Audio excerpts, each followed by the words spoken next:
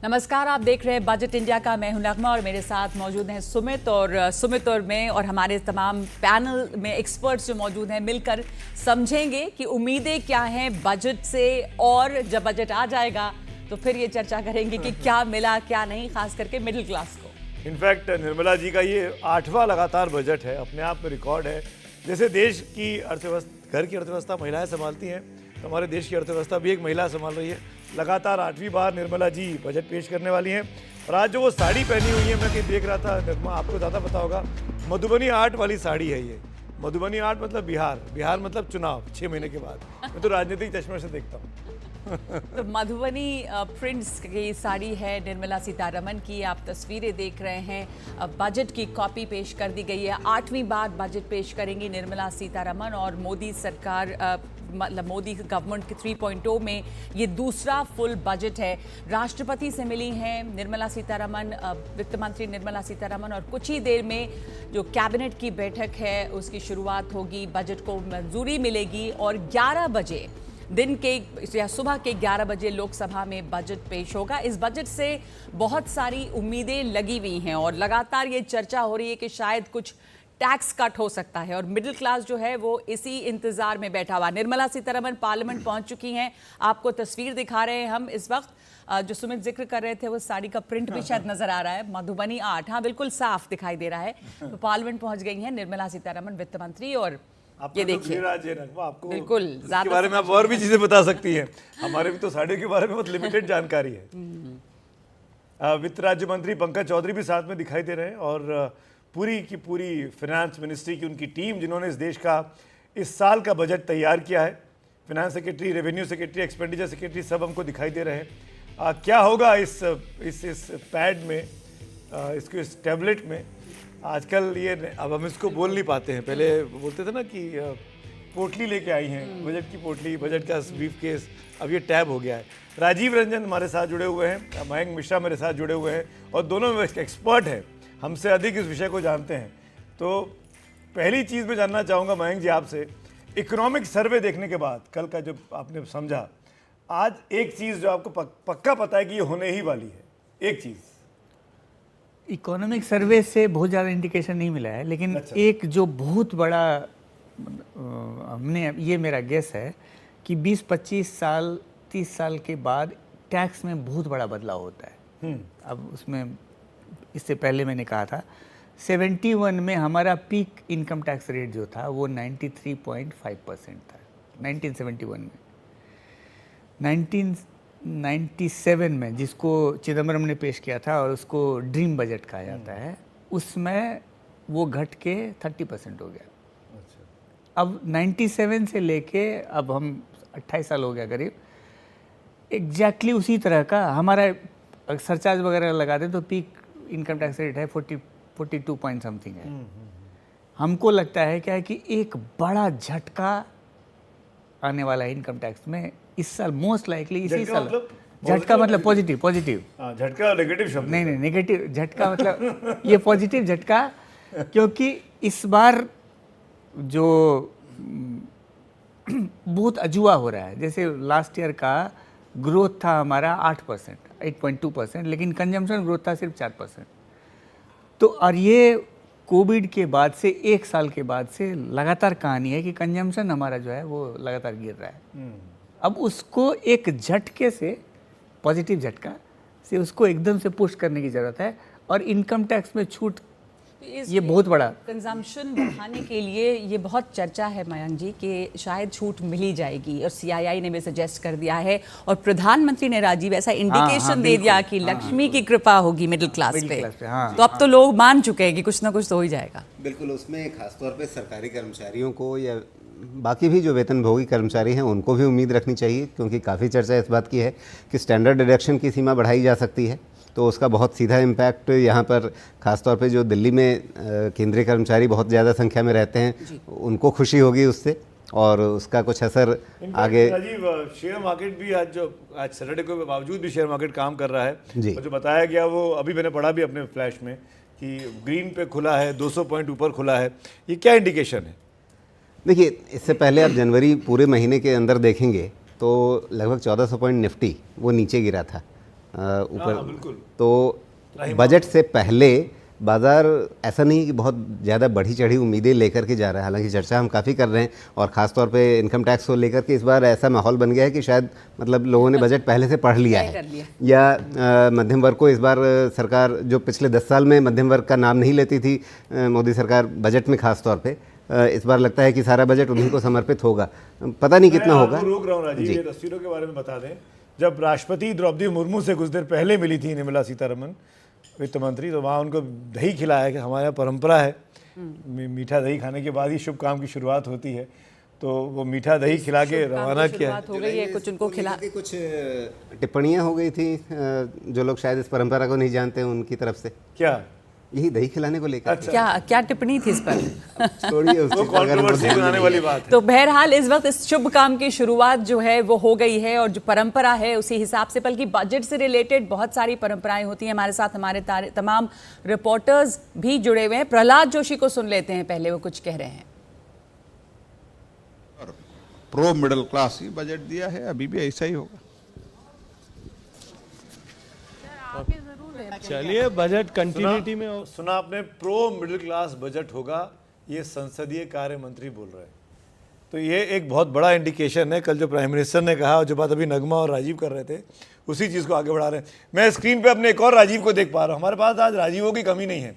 एक राजीव रंजन यहाँ स्टूडियो में हमारे साथ है एक्सपर्ट के तौर पर, और एक हमारे पार्लियामेंट के एक्सपर्ट राजीव रंजन मेरे साथ जुड़े हुए हैं। राजीव जी, वित्त मंत्री पहुँच गई हैं। बिल्कुल आप सही कह रहे हैं। आप बात कर रहे थे कि पहले उम्मीद की बात कर रहे थे, तो उम्मीद सबसे ज़्यादा अगर वो करता है तो मिडिल क्लास करता है। तो इस बजट में कम से कम जो सूत्र का हवाले से जो खबर आ रही है, मिडिल क्लास के लिए ज़रूर कुछ न कुछ होगा। इनकम टैक्स के स्लैब में बदलाव करने की तैयारी है, और कम से कम आपके जेब में पैसा आएगा तभी आप खर्च करेंगे।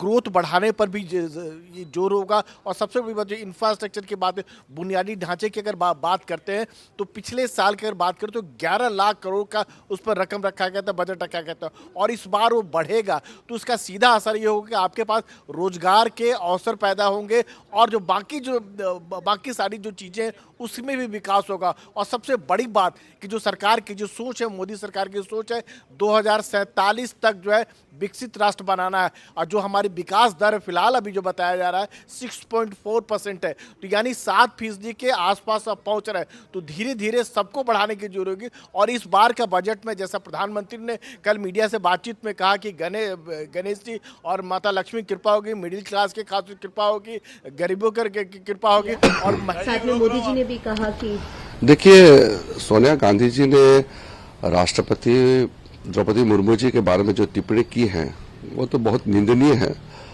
और सोनिया जी ऐसे परिवार से आती हैं, तो उनके लिए एक आदिवासी महिला इस देश का राष्ट्रपति बनना उनको पच नहीं रहा है, तो इसलिए इस तरह का बातें की हैं। पॉलिटिकल कंट्रोवर्सी जो कल शुरू हुई, उसके ऊपर अभी कंट्रोवर्सी चलेगी और उसके ऊपर तरह तरह की प्रतिक्रियाएं आएंगी। पर इस वक्त आज बजट की बात है। बजट बस अब से 1 घंटे में पेश करने वाली है निर्मला सीतारमण, और रह कर मैं वापस लौटूंगी इसी पर, क्योंकि बजट आया नहीं है राजीव और मयांक जी, लेकिन लगातार लोग ये कह रहे हैं और ऐसा कह रहे हैं जैसे मिडिल क्लास को जो राहत है वो मिल ही गई है। टैक्स स्लैब्स जो हैं, डिडक्शंस जो हैं वो बढ़ाए जाएंगे, इसकी उम्मीद कर रही है। सीआईआई ने भी सजेस्ट किया है, और वो जो न्यू टैक्स और ओल्ड टैक्स रिजीम है उसकी भी जो शिफ्टिंग है उसको भी इस बार लग रहा है कि सरकार ने काफ़ी जोर डाला है उसके ऊपर कि पूरी तरह से शिफ्ट हो जाए। तो टैक्सेस को अगर हम लेकर देखें तो लोग उम्मीद लगाए होंगे जो टीवी देख रहे हैं कि कुछ तो अनाउंस हो ही जाएगा। बट क्या रियलिस्टिक एक्सपेक्टेशंस हो सकती, क्या कर सकती है सरकार, आपको क्या लगता है? पिंक पेपर में जो 1-2 चीज़ आ रहा था, एक तो कि 10 लाख तक पूरा एग्जाम्पशन हो न्यू टैक्स रिजीम में। ओल्ड को एज इट इज छोड़ दिया जाएगा, तो जो लग रहा है कि मूड में कि हाँ फेज आउट कर दिया जाएगा। हाँ, और दूसरा जीरो इनकम टैक्स, हाँ, और प्लस एक नया स्लैब, नया रेट 25% जी, वो 15 लाख, अभी 15 लाख से ऊपर में है 30% आ जाता है। 15 लाख से 20 लाख या 15 लाख से 25 लाख तक उसको हो सकता है क्या कि, और यही एक्सपेक्टेशन है कि उसको 25% कर दिया, 25 कर दिया जाए। हाँ। तो ये 2 बड़ा बदलाव हो सकता है। और मतलब यही उम्मीद है सबको। तो अगर ये बदलाव होता है, इससे कितनी बड़ी राहत मिल सकती है मिडिल क्लास को? मतलब जैसे सुनने में बहुत ज़्यादा नहीं लगता है, बट इम्पैक्ट अगर वो जो डिडक्शंस की बात करें या टैक्स स्लैब की बात कर रहे हैं, उसको भी 15 के ऊपर 30% लग जाता है, वो अगर बढ़ा दिया जाता है तो मिडिल क्लास के पॉकेट में पैसे आ जाए, कंजम्पशन बढ़ जाए। अब सवाल ये है कि हम मिडिल क्लास में किसको मान किसको मान रहे हैं? मिडिल क्लास तो बहुत क्योंकि अगर आप देखें तो आज की तारीख में 7 लाख रुपए तक, आप उच्च क्लास हैं।